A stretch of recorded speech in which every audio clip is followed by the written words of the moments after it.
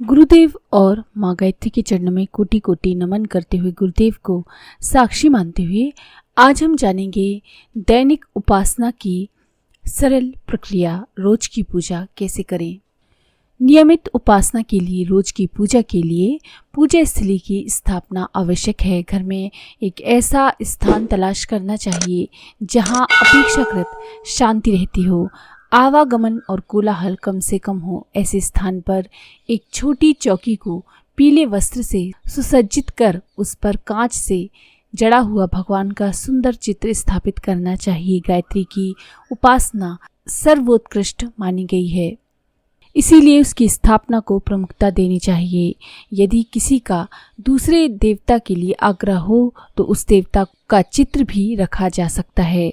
शास्त्रों में गायत्री के बिना अन्य सब साधनाओं का निष्फल होना लिखा है, इसलिए अन्य देवता को इष्ट माना जाए और उसकी प्रतिमा स्थापित की जाए तो भी गायत्री का चित्र प्रत्येक दशा में साथ में रहना चाहिए।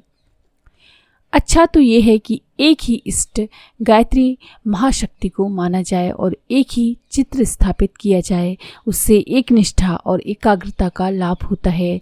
यदि अन्य देवता की स्थापना का भी आग्रह हो तो उनकी संख्या कम से कम रखनी चाहिए। जितने देवता स्थापित किए जाएंगे, जितनी प्रतिमाएं बढ़ाई जाएंगी, निष्ठा उसी अनुपात में विभाजित हो जाएगी। इसलिए यथासंभव एक या फिर कम से कम छवियां पूजा स्थली पर स्थापित करनी चाहिए। पूजा स्थली के पास उपयुक्त व्यवस्था के साथ पूजा के उपकरण रखने चाहिए, जैसे कि अगरबत्ती है, पंचपात्र, चमची, धूपबत्ती, आरती, जल गिराने की तश्तरी, चंदन, रोली, अक्षत, दीपक, नैवेद्य, घी, दिया सलाई आदि उपकरण यथास्थान डिब्बों में रखने चाहिए। आसन कुशाओं का उत्तम है, चटाई से काम चल सकता है। आवश्यकतानुसार मोटा या गुदगुदा आसन भी रखा जा सकता है। माला चंदन या तुलसी की उत्तम है। शंख, सीपी, मूंगा जैसी जीव शरीरों से बनने वाली मालाएं निषिद्ध हैं। इसी प्रकार किसी पशु का चमड़ा भी आसन के स्थान पर प्रयोग नहीं करना चाहिए। प्राचीन काल में अपनी मौत मरे हुए पशुओं का चर्म बनवासी संत सामयिक आवश्यकता के अनुरूप प्रयोग करते थे, पर आज तो हत्या करके मारे हुए पशुओं का चमड़ा ही उपलब्ध है। इसका प्रयोग उपासना की सात्विकता को नष्ट करता है। नियमित उपासना नियत समय पर, नियत संख्या में, नियत स्थान पर होनी चाहिए। इस नियमितता से वह स्थान संस्कारित हो जाता है और मन भी ठीक तरह से लगता है। जिस प्रकार नियत समय पर सिगरेट आदि की भड़क उठती है, उसी तरह पूजा के लिए भी मन में उत्साह जगता है। जिस स्थान पर बहुत दिन से सो रहे हैं उस स्थान पर नींद अच्छी आती है। नई जगह पर अक्सर नींद में अड़चन पड़ती है। इसी प्रकार से पूजा का नियत स्थान ही उपयुक्त रहता है। व्यायाम की सफलता तब है जब दंड बैठक आदि को नियत संख्या में नियत समय पर किया जाए। कभी बहुत कम, कभी बहुत ज़्यादा, कभी सवेरे, कभी दोपहर को व्यायाम करने से लाभ नहीं मिलता। इसी प्रकार दवा की मात्रा भी समय और तोल को ध्यान में रखकर मनमानी समय और परिमाण में सेवन की जाए तो उससे लाभ नहीं होता। यही बात अस्थिर संध्या की उपासना के बारे में कही जा सकती है। यथासंभव नियमितता ही बरतनी चाहिए। रेलवे की रनिंग ड्यूटी करने वाले, यात्रा में रहने वाले, फौजी, पुलिस वाले, जिन्हें अक्सर समय कुसमय यहाँ वहाँ आना जाना पड़ता है, उनकी बात दूसरी है।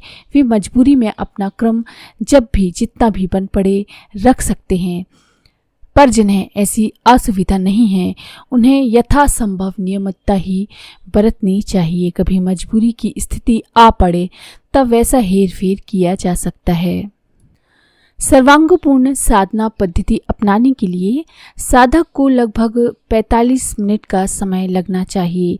उसमें 30 मिनट जप एवं ध्यान के लिए तथा शेष जो समय है वो आगे पीछे के अन्य कर्मकांडों के लिए निर्धारित करना चाहिए। प्रारंभ में जिनसे इतना ना बन पड़े वे कम से कम 10 मिनट से भी शुरुआत कर सकते हैं। उसमें केवल एक माला जप के लिए 6 मिनट या 10 मिनट तथा शेष बचा हुआ समय षट कर्म आदि कृत्य पूरे करने में किए जा सकते हैं। उपासना प्रारंभ करने से पूर्व नित्य कर्म से निवृत्त होना, शरीर, वस्त्र और स्नान उपकरणों धोना, उनकी स्वच्छता के लिए तत्परता बरतना आवश्यक है। स्नान और धुले हुए वस्त्र बदलने से मन में पवित्रता का संचार होता है, चित्त प्रफुल्लित रहता है।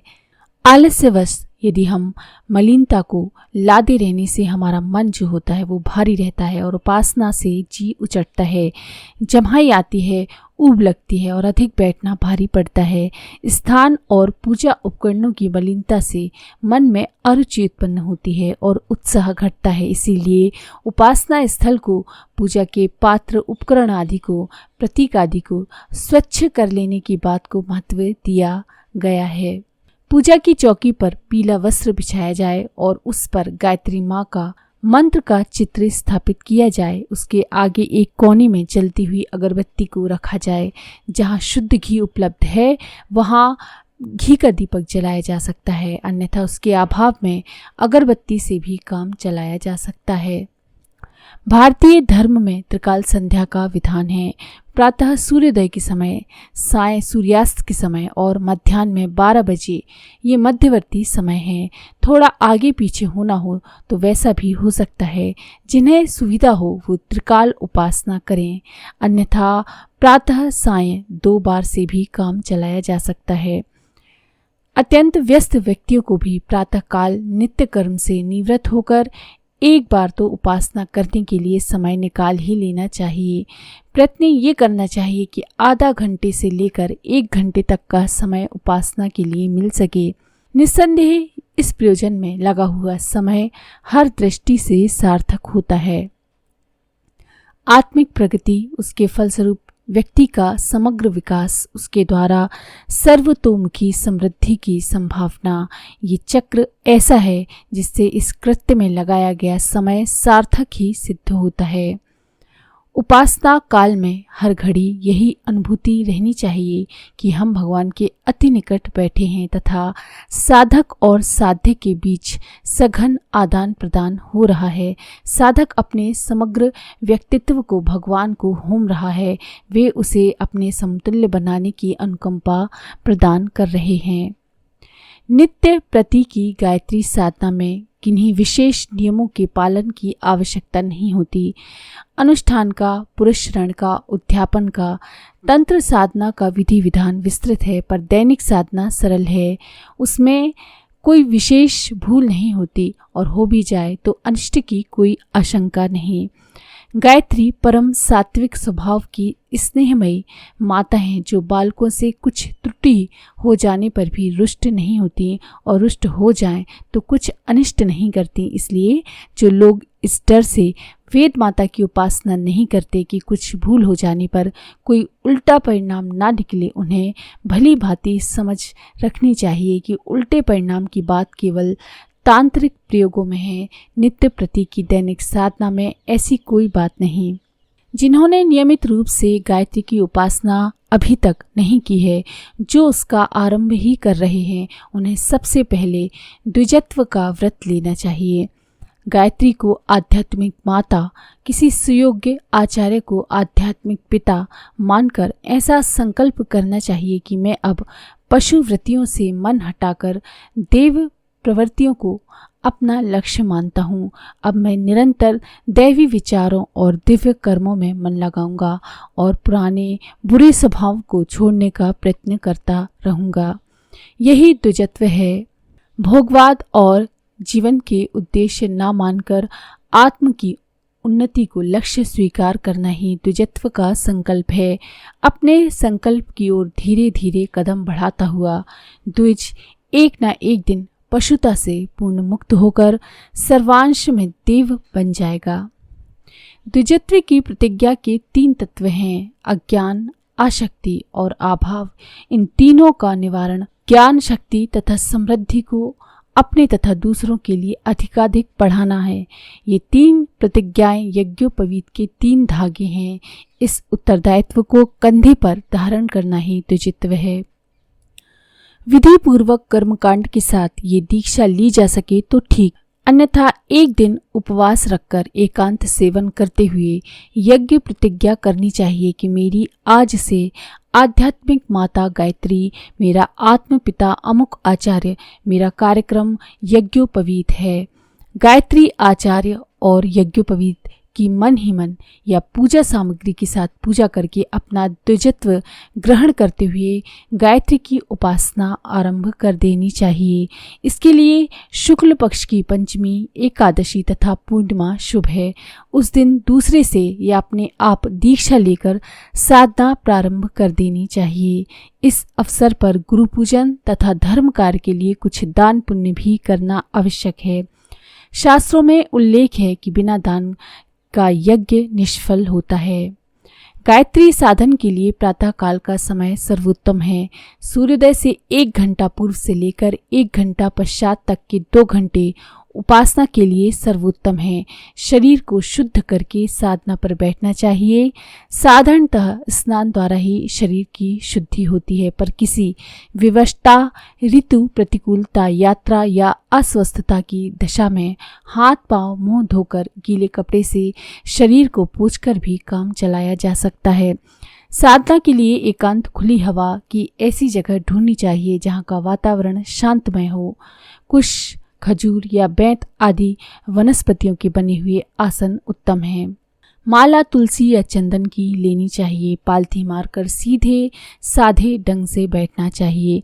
पद्मासन आदि का कष्ट साध्य आसन लगाकर बैठने से शरीर और मन दोनों को कष्ट होता है। रीढ़ की हड्डी को सीधा रखकर बैठना चाहिए। प्रातःकाल की साधना पूर्व की ओर और सायंकाल की साधना पश्चिम की ओर मुख करके बैठना चाहिए। सूर्य अस्त होने के पश्चात 1 घंटा रात जाने तक साधना की जा सकती है। सूर्यास्त के 1 घंटा बाद और सूर्योदय के 2 घंटा पूर्व ये 3 घंटे छोड़कर रात्रि के अन्य भाग योग मार्गी गायत्री साधना में निषिद्ध हैं।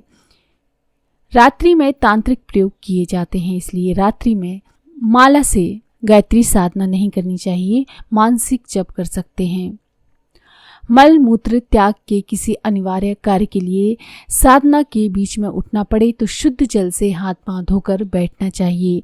एकांत में जप करते समय माला को ढकने की जरूरत नहीं है, पर जहाँ बहुत सारे व्यक्ति हों, आदमियों की बहुत सारी दृष्टि पड़ती हो, वहाँ उसे कपड़े से ढक लेना चाहिए या गौमुखी में हाथ डाल लेना चाहिए।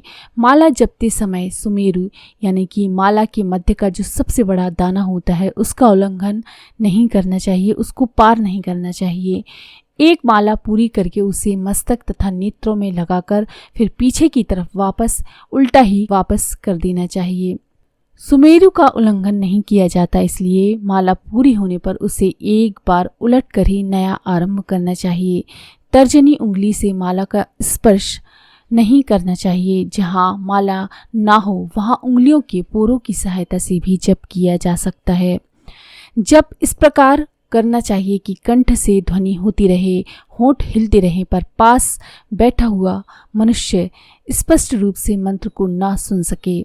सूतक रोग, अशौच, चारपाई पर पड़े होने, रास्ता चलने आदि की परिस्थितियों में होने की दशा में मन ही मन इस प्रकार जप करना चाहिए कि कंठ, होंठ, जिह्वा आदि का संचालन ना हो। ऐसी मानसिक जप सोते जागते चाहे जिस दिशा में किया जा सकता है। साधना विधि का निर्देश प्राप्त करने के लिए एक ही गुरु होना चाहिए।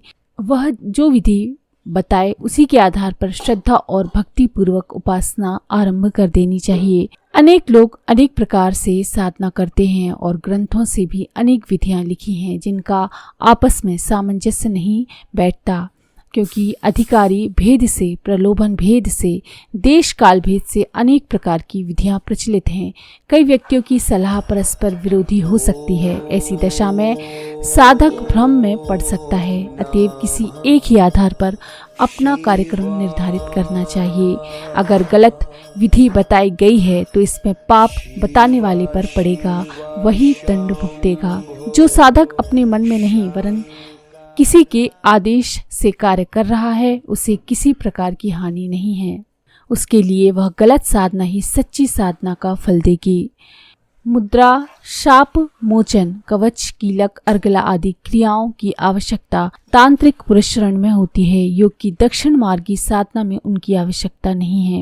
इन नियमों को ध्यान में रखते हुए प्रातः या सायंकाल स्वस्थ चित्त से साधना के लिए बैठना चाहिए। पास में जल का भरा पात्र रख लेना चाहिए और आरंभ में ब्रह्म संध्या करनी चाहिए।